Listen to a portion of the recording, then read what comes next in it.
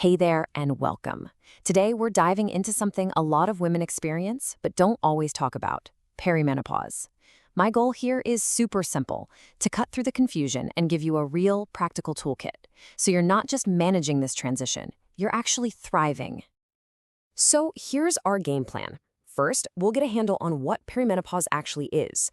Then, we'll talk about the symptoms and risks, the bumps in the road. And finally, the good stuff. We'll dive into 3 powerhouse tools to help you navigate it all: nutrition, exercise, and sleep. Let's get started. Okay, first things first. Before we can navigate this whole thing, we gotta understand what's really going on in the body during this totally natural phase of life. So the big word to remember here is transition. Perimenopause isn't the main event. It's more like the runway leading up to menopause. And what's happening on that runway? Well, your hormone levels, especially estrogen, start going on a bit of a roller coaster ride. They're fluctuating, sometimes wildly. It's basically your body's signal that it's getting ready for a whole new chapter. Okay, so when does this whole thing usually kick off? For most women, you're looking at sometime between 45 and 55. And listen, this is not like flipping a switch. It's a slow burn, a gradual process that happens over years. That's why this is such a huge topic for so many women. All right, we know what it is. Now let's talk about what it actually feels like. We're going to cover the signs, both physical and emotional, because that's step 1. But we also need to look a little further out, to the long-term health stuff that's super important to keep on your radar. Physically, that estrogen roller coaster can really make itself known. Maybe your periods are suddenly all over the place. Or maybe you notice it's just harder to manage your weight because your metabolism is changing. And sleep, oh man, suddenly getting a good night's rest can feel like a full-time job. If any of this is ringing a bell, trust me, you are so not alone. And yeah, it's definitely not just physical. These hormone shifts can seriously mess with your emotions. We're talking about things like hot flashes, out-of-the-blue mood swings, or just this feeling of being more stressed or down than usual. And it is so important to remember, this is not all in your head. These are real physical responses to what your body is going through. So all those things we just talked about, those are the immediate symptoms, the stuff you notice day to day. But here's the thing. Perimenopause is also a really critical time to start thinking about your long-term health. The changes happening right now can absolutely have an impact for years down the line. And that brings us to 3 big ones to watch out for. Number 1, osteoporosis. See, estrogen is a huge player in keeping your bones strong, so when it drops, so can your bone density.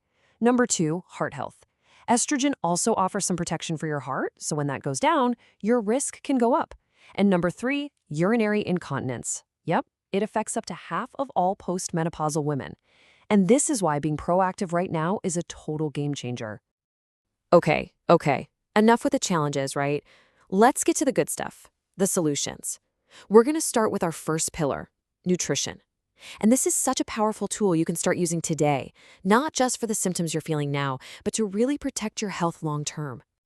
When it comes to food, think of it this way. Some things help and some things can make it worse. On the help side, you want to lean into foods with something called phytoestrogens. Things like soy and flaxseed. There are these cool plant compounds that can kind of mimic estrogen in your body, which can help smooth out those hormonal bumps. And of course, load up on fruits, veggies, and all your calcium and vitamin D for bone health. On the other side, you might want to ease up on things like caffeine, alcohol, and super spicy foods. For some people, those can be major triggers for hot flashes and bad sleep. All right, on to pillar number 2, exercise. And look, we're not just talking about getting fit.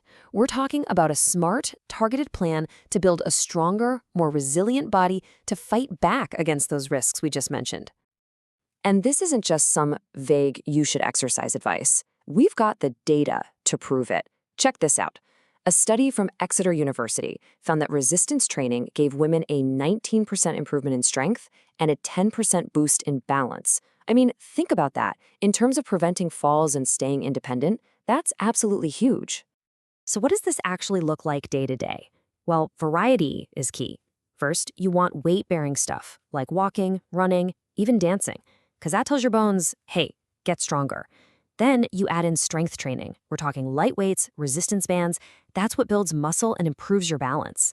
And finally, don't sleep on flexibility and balance work, like yoga. It's amazing for stress and for reducing your risk of falls. And that brings us to our final pillar, and honestly, it might be the most important one because it ties everything else together.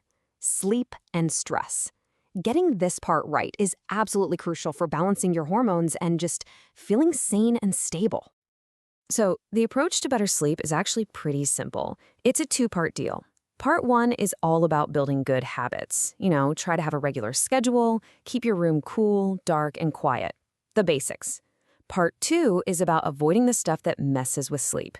That means maybe skipping that glass of wine right before bed, and it's always a good idea to check with your doctor if you think any of your meds might be getting in the way. And right alongside sleep, you've got its very close cousin, stress management. Because let's be real, high stress is like pouring gasoline on the fire. It can make things like hot flashes so much worse and just really do a number on your mental health. But the good news here is that the solutions don't have to be some big, complicated thing. We're talking about simple, accessible habits you can weave into your day that make a huge difference. Maybe it's a few minutes of meditation, some gentle yoga, or just carving out time for a hobby you love. These little things can bring back a serious sense of calm and balance. So, what's the big picture here? What does all this mean? It means this transition is not something you just have to grit your teeth and get through. Nope. By actively focusing on these areas, you can completely reframe this. You can turn it into an amazing opportunity to build an even stronger foundation for your health for decades to come. So let's boil it all down. Here's your three-part toolkit.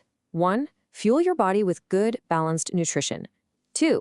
Strengthen your body with smart, consistent exercise. And 3. Restore your mind and body with great sleep and stress management. That's it. Those are the pillars that put you back in the driver's seat.